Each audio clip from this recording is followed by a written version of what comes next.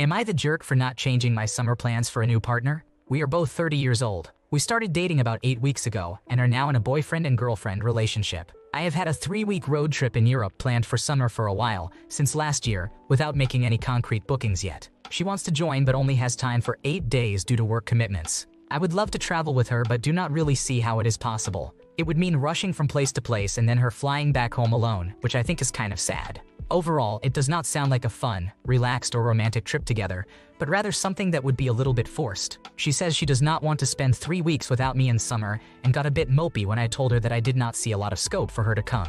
I spent several hours trying to plot some kind of trip that she could join. At the same time, considering that this relationship is still young, I do not want to completely cancel my own pre-existing plans. The road trip I had planned out for this summer was basically planned along the lines of my niche historical interests, and I would feel bad for her to have to tag along to all of that. It would be her first time in Europe. I told her I would be more than happy to plan a substantial trip for next year if we feel like we are on a good track together. I feel a little sad about having to pour a bucket of cold water over her head, but I also think that planning a transcontinental trip less than 2 months into dating is quite a big step. Is that just me? It is difficult to make great summer plans if you have only just started dating in late spring. I would theoretically be open to consider going somewhere different with her within her 8-day time frame, but at the same time, I also do not want to relegate my own hobbies and interests completely to the background. I have done this in previous relationships and have regretted it. I would like to do this trip for myself this summer, and then plan something with her when our calendars align better and when we have settled into the relationship a bit more. We are going away for a weekend soon, so that will be a good first travel experience together. However, she is now somewhat upset with me and moody, basically telling me that her willingness to tag along was evidence of her flexibility, and I should show the same. I do not feel like it is entirely fair. You are not in the wrong here. 8 weeks is still early days in a relationship, and 3 weeks apart shouldn't be a big deal if there's genuine commitment. If she can't understand why this trip is important to you, it shows she cares more about herself than your happiness. You have plans to travel, and she'll just have to be glad to see you when you return. Would I be the jerk for dropping out of the wedding party or not going at all? I was the maid of honor for my friend of 10 years. She has other bridesmaids she met about 2 years ago, and I've only met them twice. She is having 2 bachelorette celebrations, one abroad and one at home. She asked me to plan both as the maid of honor. Although it was a lot of work, I was happy to do this for her. I created a 4-day itinerary for the celebration abroad and was preparing a bigger party for her home celebration since all her family and friends were coming. At the end of the trip, she thanked me for my efforts and told me she had an amazing time, specifically saying memories of a lifetime. I left 2 days earlier than her and the other girls due to work. 2 days later, she messaged me and told me that she was actually really disappointed and underwhelmed by my planning, and that I put no effort into it. She had clearly spoken to the other girls about me, and they told her I didn't take their suggestions on board. However, I have evidence of messages asking for their input. Another part of her reasoning for being underwhelmed was that she didn't have personalized banners and themes for the trip. The first thing I did was apologize that she didn't have the time she wanted. I was truly sad about it, but also felt blindsided and let her know I had made the banners for the home celebration. She also complained that we didn't do all the activities on the itinerary and arrived at places late. This was because some of the girls wanted to go clubbing every night, so they were always hungover in the morning. One drank so much that we had to end 2 nights early because she couldn't stand up, and the police even stopped by us. Her response to this was that I should have been more strict with the other girls and made the itinerary militant. We are all over 25 years old, and I sent the itinerary to everyone 2 weeks in advance, so we all knew the timings of activities in the day. I also didn't feel comfortable going to the girls' rooms and waking them up as I don't know them very well. I pointed these things out, and she defended her other bridesmaids, saying it was all my fault that she didn't enjoy it. The conversation didn't go well. She came back a day later and told me that I'm no longer the maid of honor, but can still be a standard bridesmaid if I want to. She told the other girls they can take over planning the second bachelorette, and I am working to cancel and get back deposits for things I ordered. They decided this with the bride before telling me. The wedding is abroad, and I'd be spending hundreds to get there for a bride I don't think even respects me. I've told her I'm not comfortable going, but I'm afraid this will be the end of a 10-year friendship if I don't go, and I'll be the antagonist. You are not in the wrong here. It's hard to let go of a decade-long friendship, but it seems like you two have grown apart. They trash-talked you the 2 days you weren't there and expected you to babysit them. It's time to move on from a friendship that doesn't appreciate all the effort you put into planning 2 bachelorette parties. Am I the jerk for how I reacted to my spouse leaving a mess after using my new espresso machine and banning them from using it? My significant other, who is 30 years old, got me an espresso machine for my birthday, which I have been wanting for many years. On my birthday, he was so excited he started opening the unwrapped espresso machine before I even had a chance to. I had to gently joke and remind him that I would like to unbox it myself. Yesterday was the first day that we used the machine. I was excited to use it and made a few drinks for us. He made one too. He kept offering to make me a latte, and I had to remind him that I would like to try it out since I just got it. Today I woke up and went to use the machine, finding a mess of coffee grinds and water all over the counter and accessories. I know he had an appointment to get to, and he took the dogs out so I could sleep in. I cleaned up the mess and made my coffee. While I was steaming the milk, he asked me if I filled the milk to the line and reminded me there is a maximum and minimum line on the cup and that it looks overfilled. I got annoyed at this as I used it multiple times yesterday, and he saw me reading the directions. I feel like he talks to me as if I am dumb or a child. He used it once and acts like he is the expert, even though I made him a latte yesterday, and we have had the machine the same amount of time. I have also used my mother's espresso machine and steamed milk on it, whereas he has never done that before. Also, I don't go up to him when he's cooking and ask if he knows how to turn on the oven and if he knows there are different temperatures. It just feels condescending. When he came home, he made himself another coffee. I went to make my second drink, and again there was a mess of grinds and water everywhere. I became frustrated because it's my second day with this new gift, and I want to be able to use it without having to clean up after him. He was in the restroom when I found the mess, so I texted him. I would really appreciate it if you cleaned up after yourself. I already cleaned up the ground coffee and water after you left this morning. If this is going to be another area that I have to clean up after you use it, then you're not allowed to use it. I feel like I have to come behind him a lot to keep stuff tidy as he has ADHD. We got into a heated argument because he started getting defensive, saying I didn't give him a chance to clean it, and I should be nicer with my approach as I cause him to be defensive. I feel like my stuff is always our stuff, and his stuff is his, and I'm tired of not having my stuff respected. Whenever this gets brought up, he basically says that I just have a bad case of only child syndrome. So, am I the antagonist for banning him from using it if he can't clean up after himself?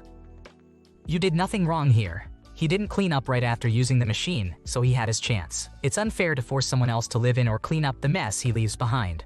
Stop cleaning up after him and make it clear that he needs to take responsibility for his own messes. Am I the jerk for not letting my step-nephew spend time at my house anymore? My brother Nick, who is 35 years old, is married to Rachel, who is 34 years old, and is the stepfather to her son Colton, who is 9 years old. Rachel and her ex-partner split custody of Colton, so he is at their house 50% of the time, and the other 50% of the time he is with his father's family. Nick does not play an active parenting role in Colton's life.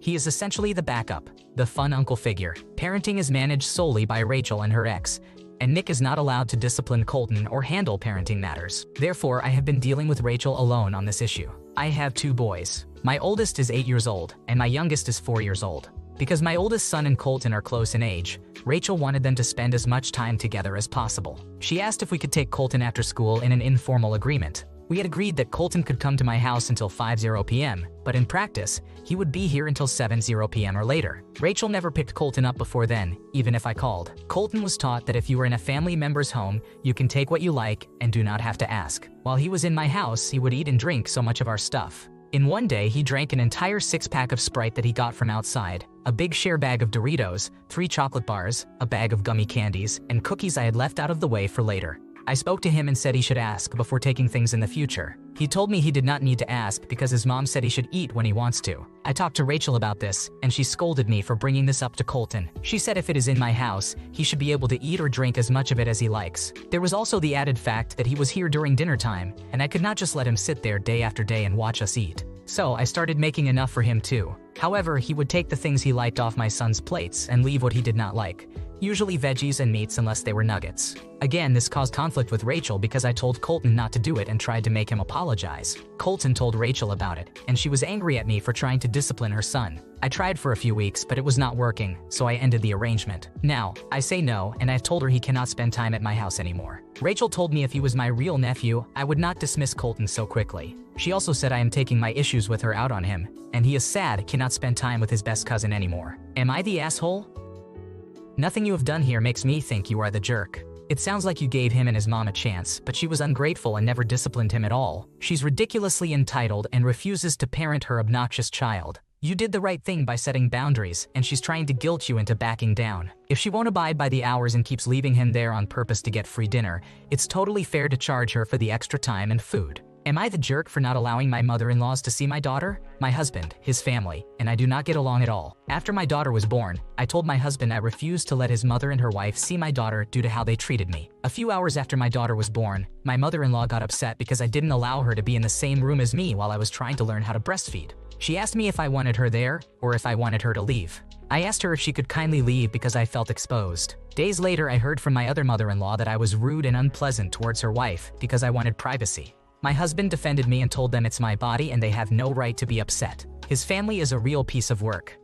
My entire pregnancy was stressful due to the fact that they spoke poorly about me behind my back. I thought they might talk to me after my pregnancy, but they didn't. They constantly broke every single boundary I established. I finally had enough after my daughter was born because they kept saying I ruined their son. They hinted I am a bad person because I didn't want to visit them every single week. Why would I be at a household that doesn't like me and constantly talks badly about me? I let them know to give us days in advance when they would like to visit us. I had no problem with that. However, they would let us know the same day they were coming over in 5 to 7 hours. If not, they would tell us the night before. I would have to change my plans the next day because they decided to do things last minute. I finally got tired and put a boundary over that. Then they claimed I was trying to break my husband and his family apart. His stepmother became weirdly obsessive with my husband. Every bad thing she said about me, my husband would tell me. She messaged him saying how could he be with me. She claimed they were so close and now someone like me came into his life and ruined things. She even got upset with him when he told me the terrible things she said about me. Then she got mad at him for telling me what she truly thought about me because he shouldn't be telling his wife what she talks about. The worst part is whenever I saw them, it was all smiles and we love you. Then I would hear days later that I am so mean. They said I was being dramatic during my pregnancy whenever I had pains and didn't even believe me when I would be in pain and miss out on some family parties. They even asked him if he regretted marrying me and hinted that we wouldn't last in our marriage. I told my husband I will refuse to let them see their granddaughter due to the little to no respect they have for me. How can they want to see the grandchild yet not have respect for the mother? They have told him that they refuse to apologize to me and that I am wrong for not wanting them to see my baby after what's been done and said. Am I the asshole?